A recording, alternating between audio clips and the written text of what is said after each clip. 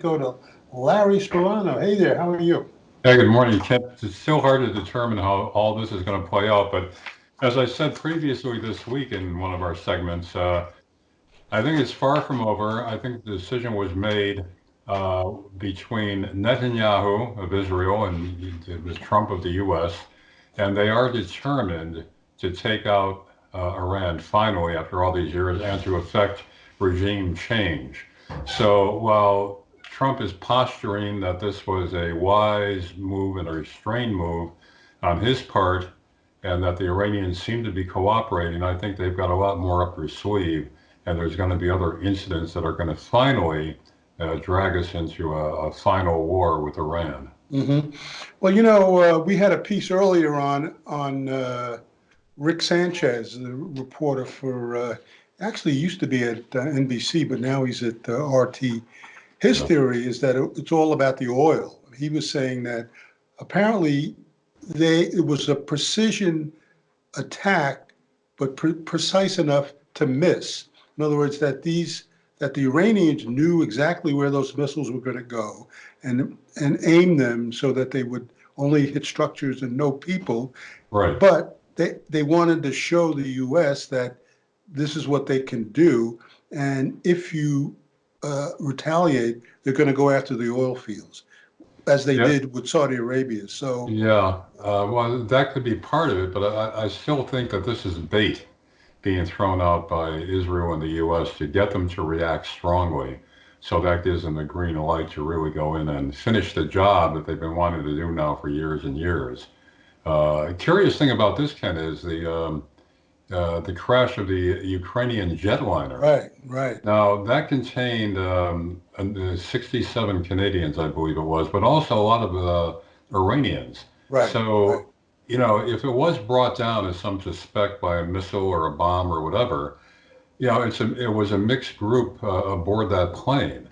And unless somebody thought it was full of Westerners, the Canadians were Westerners or Americans, and then somebody decided to shoot that down in revenge, whether or not it was sanctioned by the Ayatollah, I don't know. But, and the fact that Iran refuses to give up the black box to the Ukrainians. Now, at first, that seems like, well, what are they trying to hide?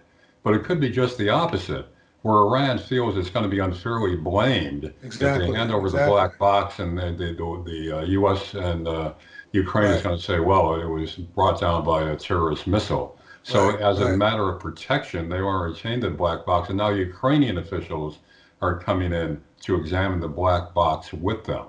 So it's right, still hard right. to determine, was this an attempt at a false flag attack to blame on Iran? Was it an Iranian group that did it? Or was it really a mechanical failure? But more and more aviation experts now are saying to them, it looks like this plane was brought down. It was not a mechanical failure. I So mean, I this think, is still a very developing yeah, story. We don't know where this one's going to go. because I think this morning they were saying that the plane was in flames when it in fact came down. So The an plane was what? explode was in flames, was on fire Yeah, before which it. could either indicate an engine failure or Right, some kind of a strike by a bomb or a missile or whatever. on board. Yeah, But right. according to reports I'm getting this morning, there's a number of Western and American officials that are skeptical that it was a mechanical failure. Now, of course, Boeing is not going to own up to a mechanical failure, especially Right, after the other exactly. crashes. Right. But this was a different model and Yeah. supposedly safer. So it's a very confusing situation there. But I think there's a lot more that's going to unfold. And Yeah. Yeah. although Trump is trumpeting that it was a wise move on his part, and Right. how there could be a drawdown, I really think that this was bait that was thrown out. The hmm U.S. and Israel knew that Iran was going to be forced to react to this. If not, this time around, they'll throw out more bait. I think Right. that's what's Right. going on. Well, how are you guys doing on your Epstein investigation? I was supposed to Never interview ending. Yeah, I was supposed to interview Cyril Wex earlier this week, but actually, he was busy doing autopsies on that highway crash in western Oh, right. Pennsylvania. Yeah. There were Yeah. 5 people killed, I guess, and, Right. and dozens injured.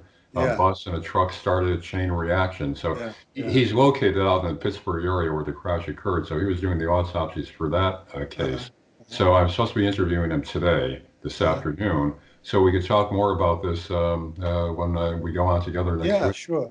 And what Yeah. do you think he's going to say? I mean, what's his position basically? Well, he's been on board all along that Baden So, was the outside observer and right, also the right, former medical examiner of New York City. He's right. on board with Baden's conclusions that it was more likely a murder than a suicide. Now, I'm going to be interviewing him on the 60 Minutes report that was broadcast this Sunday, Right, where there was some new information. For instance, we saw pictures of the jail cell that was cluttered with all kinds of right, junk, right, including a number of bed sheets, electrical cords, which a right, person could use to hang himself, right. and also this noose that allegedly was used by Epstein. But it seems obvious to me, and Baden is saying the same thing with him. He's the expert. He says that so-called ligature that was fashioned out of a bed sheet has no blood stains on it. It wasn't the type of Garrett that would make those deep furrows in Epstein's neck. And they show the autopsy pictures on 60 Minutes, a deep bloody furrow. Right. And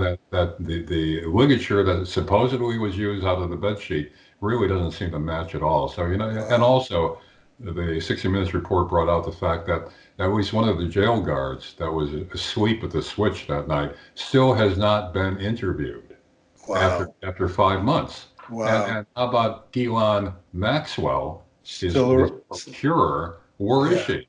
Where is she? Right. Apparently there's reports that she's being spirited back and forth between different safe houses in the U.S. and Yeah. abroad, and unable to be located or interviewed. And I don't Right. see any reports by the authorities wanting to even interview her.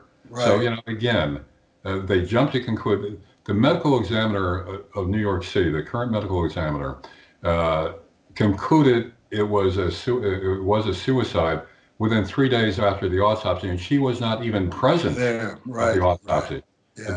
The assistant who was present and did the autopsy concluded that it was undetermined at that point. Yet 3 days later, the chief Right. medical examiner overrules her, declares it a suicide without a doubt, and the case closed. So, Wow.